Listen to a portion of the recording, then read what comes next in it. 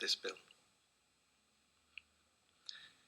Now, one of the difficulties, I think, is that the precise and exact manner in which the health system will change and transform cannot be known for certain. I think the bill will set in place a series of events and consequences, but these will take, I think, between 5 to 10 years before the final end stage of the health system is known and seen. But I think there's enough for us to be able to guess or kind of think about CCGs and commissioning support organizations being a staging post for a new private insurance model, for the National Health Service Commissioning Board to become a social health insurance agency in the future, and for the creation of foundation trusts with a new regime for failure that will eventually see many of our existing public hospitals becoming bought out by private equity firms and the like.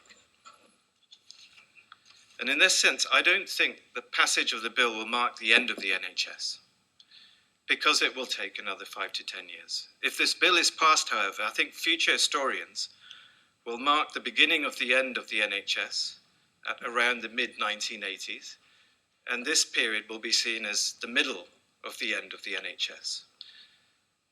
The end stage will occur in about 10 years, and one of our duties is to try and imagine what that end stage will look like and to stop it from happening. This middle stage, I think, is particularly important because of the potential irreversibility of what happens now. We are entering a phase where changes could be locked in, where we could potentially be unable to reverse the changes. So any hopes that a future government might reverse these changes must be tempered by an understanding of competition and international trade law. And evidence from other countries indicates and shows how difficult, if not impossible, it is to decommercialize a health system once it's become commercialized. What about the amendments that have been made?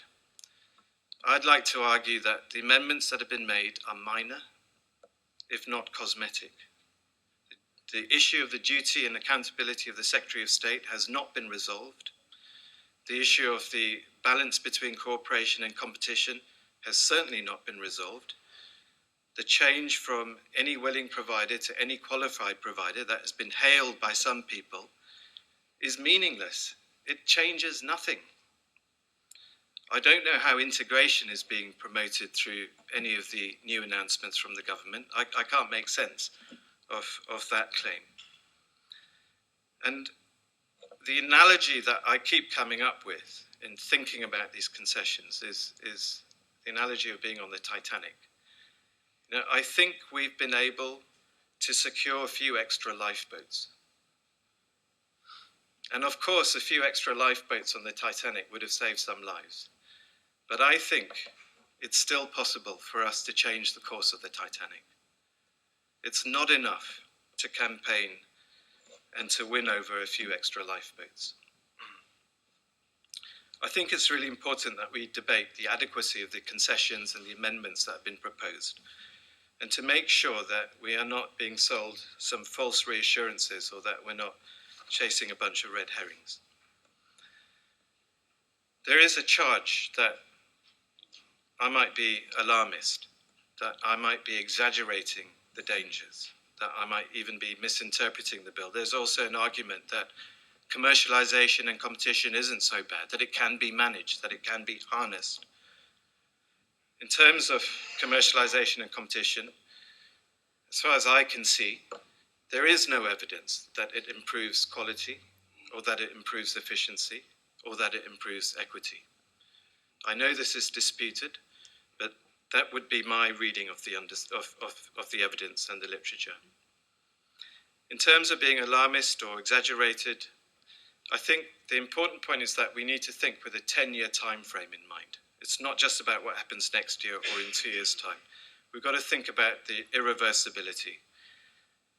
And I think there is enough widespread concern, enough evidence about the potential negative effects on patient safety, on the ability to manage public health emergencies, on the likely growth in healthcare inequalities and the massive inefficiency losses that will accompany the passage of the bill, to adopt at the very least a precautionary principle, to say that it is just too risky to go ahead with this bill.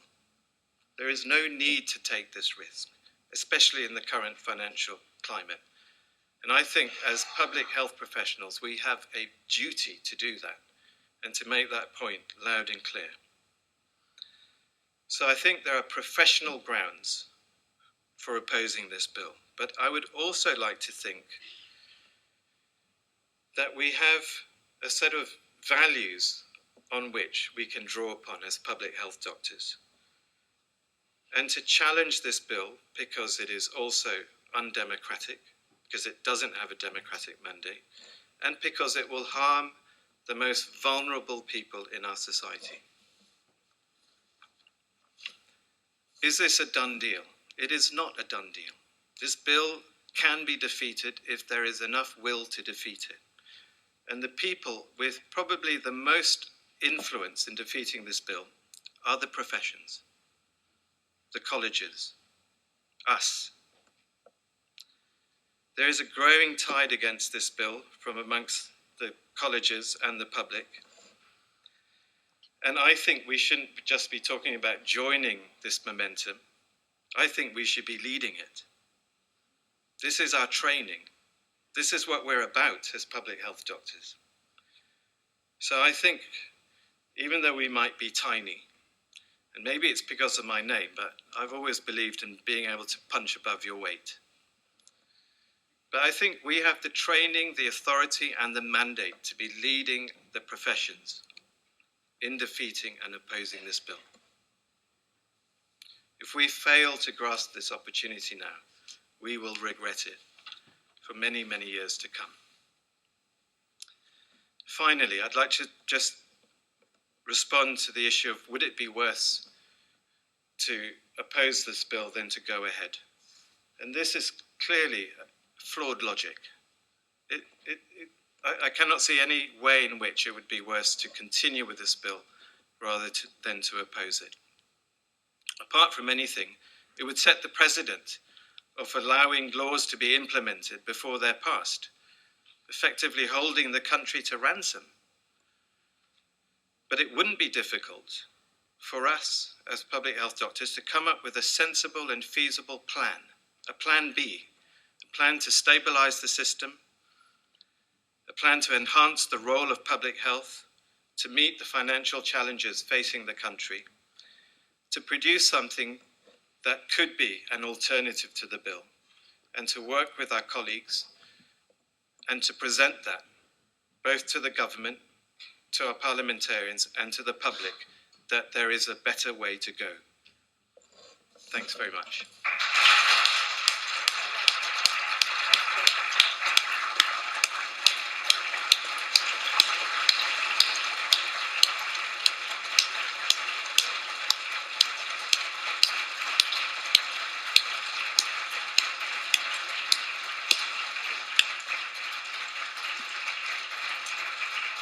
I'm